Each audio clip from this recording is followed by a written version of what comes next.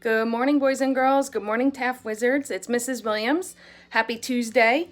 Today is Tuesday, March 24th, 2020, and it's a beautiful day today. I just want to show you outside.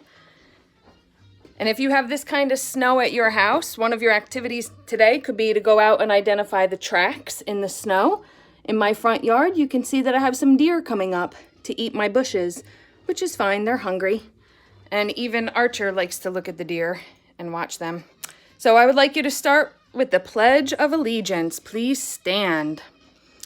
I pledge allegiance to the flag of the United States of America and to the republic for which it stands, one nation, under God, indivisible, with liberty and justice for all. All right.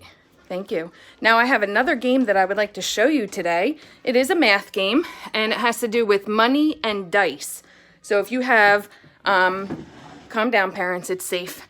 If you have one die and some money, that would be very helpful. This is a good chance for you to get out your change.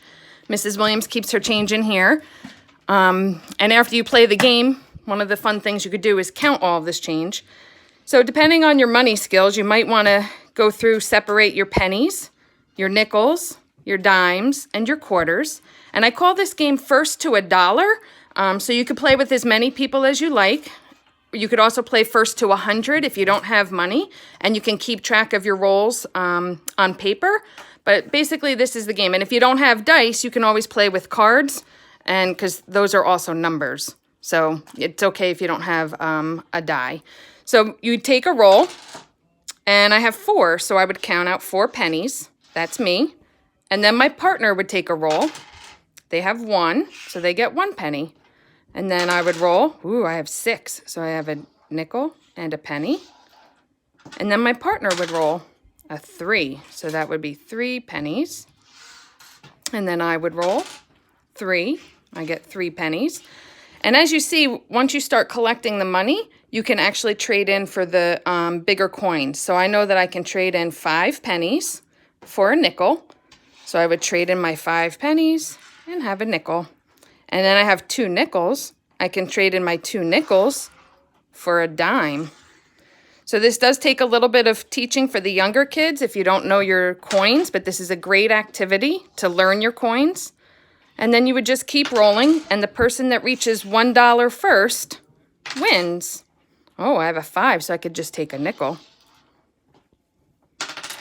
So this is First to a Dollar or First to 100. You could play with a die, or you could play with cards. So that would be a 7, 5, 6, 7. Although with cards, you're going to get to $1 a lot quicker, unless you only play ace through 6. So that's up to you. And you would just trade in your coins. Let's see. There's a 5. And there's a 10. I don't have 25 yet. Here's a 5.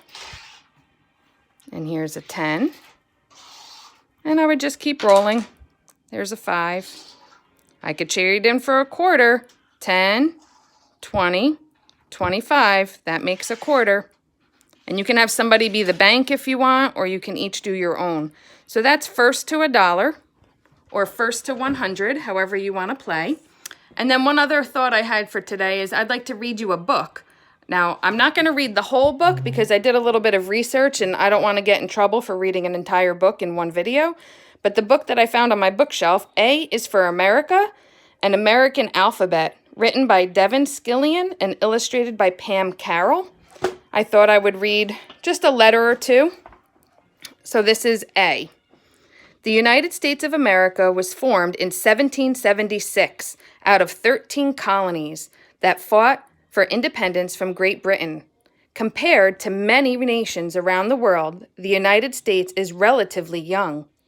It is neither the largest country in the world nor the most populous, but in so many ways, the United States of America is the most influential nation of the earth, especially in its belief in democracy. The idea that government should be of the people, by the people, and for the people. Go tell Matt and Ian and Madison and Bo and Griffin, Quinn, and Christian and everyone you know. Tell Andy, Bryson, Mason, Kirby, Addison, and Erica Shout it from the highest hill that A is for America. B. The Battle of Bunker Hill was actually won by the British, but the American patriots fought so bravely that the battle became a rallying cry for the rest of the American Revolution. The Liberty Bell can be found in Philadelphia. It was rung in 1776 to announce a public reading of the Declaration of Independence. The Liberty Bell hasn't been rung since 1846, when the bell cracked. B can be for Boston and the Battle of Bunker Hill, and breaking from the British, who ruled here until a band of brave believers, behind a boisterous yell, brought forth a brand new nation and banged the Liberty Bell. That's all I'm going to read for today, boys and girls, A and B. Tune in tomorrow for the next letter.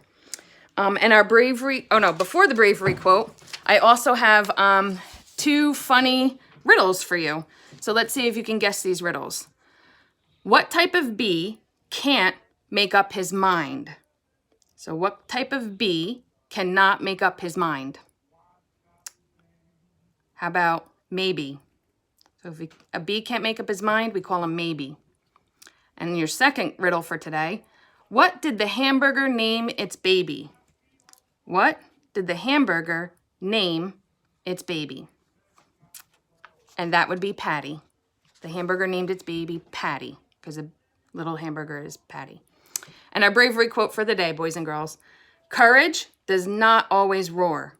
Sometimes courage is the quiet voice at the end of the day saying, I will try again tomorrow. So boys and girls, I hope you find your courage today. And if you have difficulty with anything, that courage is that voice that says, I will try again tomorrow. And as always, Archer, do you want to get up so the boys and girls can see you stand up so they don't think that you just lay down all day? Come on, come. Good boy. Good boy. Say hello to the boys and girls. He has no idea what I'm doing. You want a kiss? No? Okay. And Pip and Squeak, as always. And this is a funny story. So yesterday I opened this cage and then I left it open for hours. And thankfully they didn't get out. So they're well-trained guinea pigs. Because I don't know what Archer would do if they got on the floor. I have a feeling he might chase them. But for now, Archer just looks at them because they're contained. All right, boys and girls. Have a great Tuesday. This is Mrs. Williams signing off.